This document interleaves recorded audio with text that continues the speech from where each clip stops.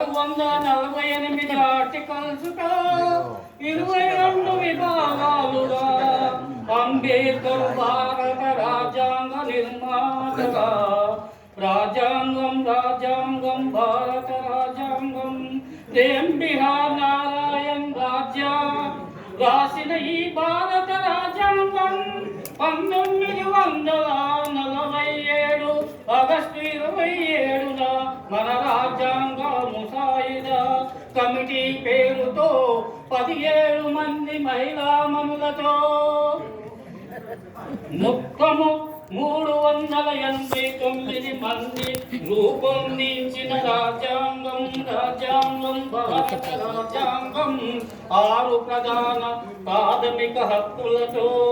ఎన్నెన్నో ప్రాథమిక విధులతో బాధ్యతలతో మన దేశం సార్వభౌమ సౌమ్యవాద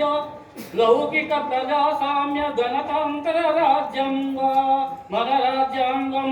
1950 జనవరి 26న గణతంత్ర దినోత్సవంతో అమల్లోకి వచ్చిన రాజ్యాంగం ఎన్నెన్నో మార్పులతో ఎన్నెన్నో సవరణలతో